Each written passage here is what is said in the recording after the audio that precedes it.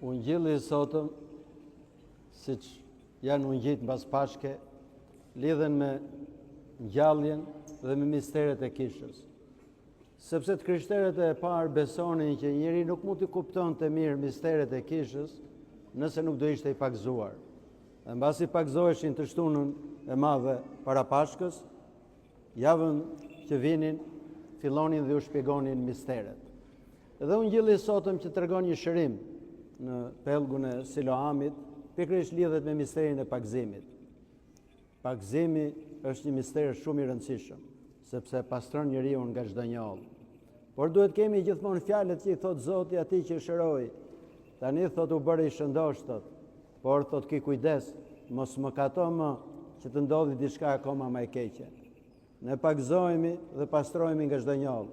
Po duhet kemi shumë kujdes se rroba e bardhë bëhet shumë shpejt pis. Prandaj dhe kërkohet një vigjilim, e kërkohet një kujdes shumë i madh. Padyshim që kisha në mëshirën e saj, frymëzuar nga Shpirti i Shenjtë, ka krijuar dhe një mister tjetër, atë të rrëfimit, që quhet dhe pagzimi i lotëve.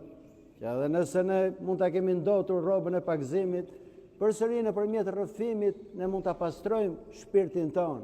Prandaj dhe rrëfimi është aq shumë i rëndësishëm, por shpeshherë edhe neglizhohet. Dikush mendon se kam kohë, në fakt askush nuk e di se kur mund vi dita që të paraqitemi përpara Zotit. Nuk ka radhë, mund të jenë të moshuar, mund të jenë të ri, e njeriu duhet të jetë gjithmonë gati. Prandaj dhe misteri i rrëfimit është shumë i rëndësishëm. Por në ungjillin e sotëm ne kemi disa pika tjera shumë të rëndësishme për jetën tonë. Historia është shumë e shkurtër. Zoti vjen në pellg të Siloamit, që quhej pellgu i deleve, nga që aty vinin dhe pastronin kafshët përpara flijimit në tempull, dhe aty ndodhte diçka e çuditshme. Her pas here vinte një ëngjëll e trazonte ujin. E kushdo që vinte i pari i shërohej nga çfarëdo lloj sëmundje që të kishte. Dhe aty qëndronte i shtrirë një njeri që kishte 38 vjet i paralizuar. E Zoti i afrohet dhe e pyet: "A do që të shërohesh?" Kjo pyetje ndoshta mund duket e habitshme, që a duam ne të shërohemi. Po kjo pyetje është akoma më e thellë, sepse Zoti nuk i drejtohet vetëm thjesht sëmundjet fizike, po dhe sëmundjeve shpirtërore. Ne ndoshta s'mund të jemi të smur, paralizuar nga trupi, po shpeshherë jemi nga shpirti. Nëse ne realisht duam të shërohemi, duhet i themi Zotit, po, duam që të shërohemi, sepse asgjë nuk mund ta bëjë Zoti me forcë.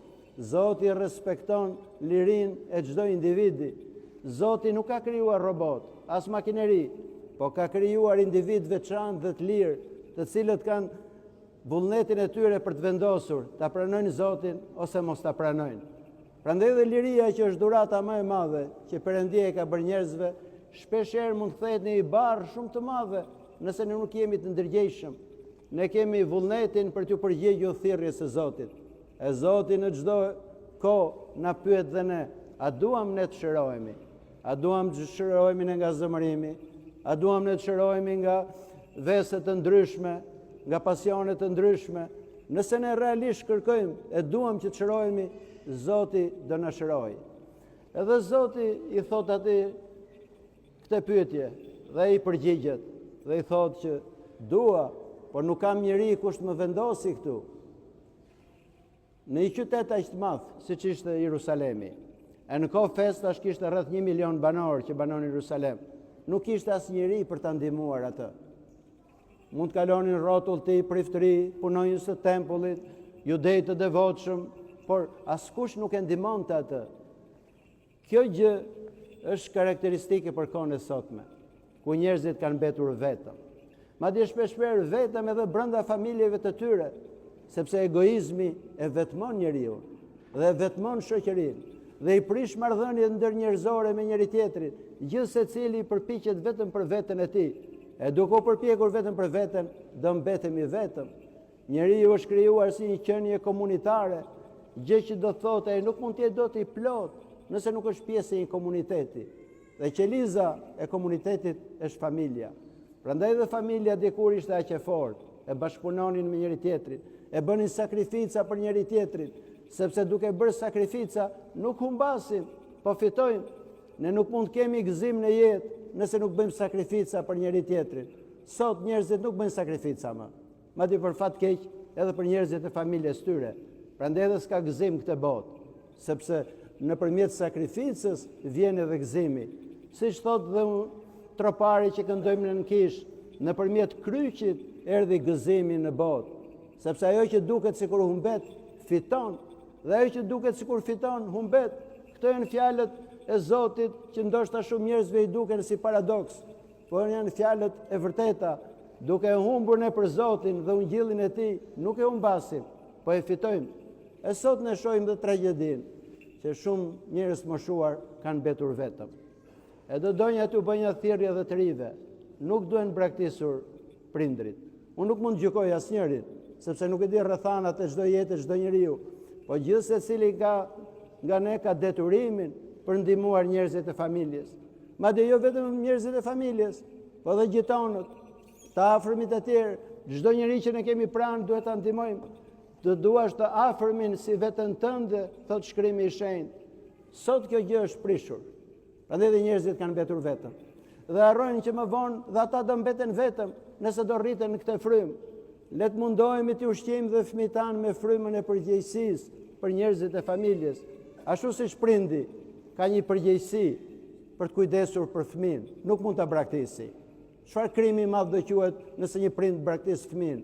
Ashtu dhe fëmia ka një përgjegjësi kur prindi i tij moshohet, sepse në atë moment që ai ka nevojë për fëmijët, nuk i ka pranë.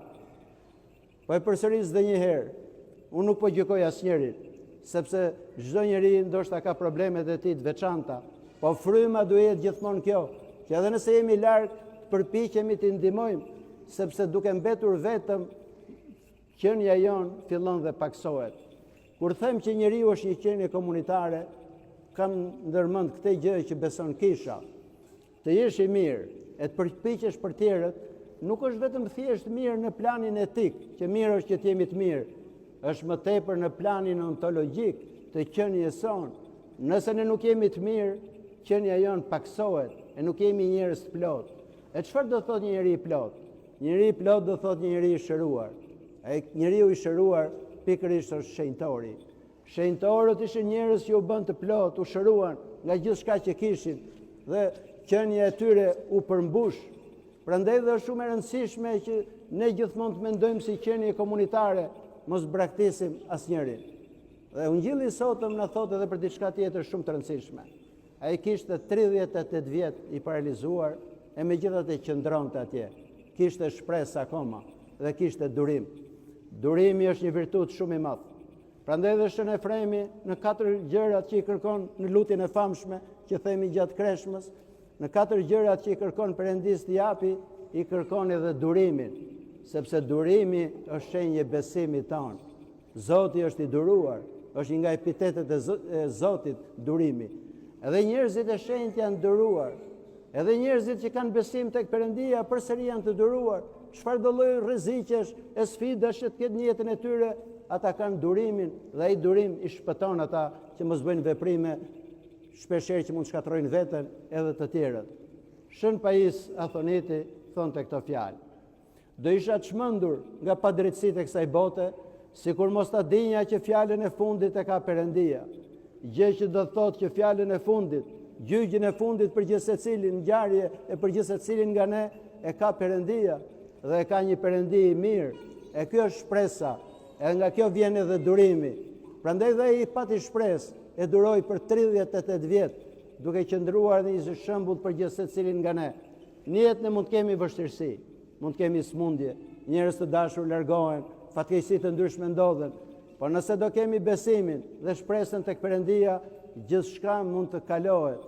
Dhe Perëndia mbetet gjithmonë ai që mund të japi dritë jetës tonë në errësirën e sotme shpirtërore.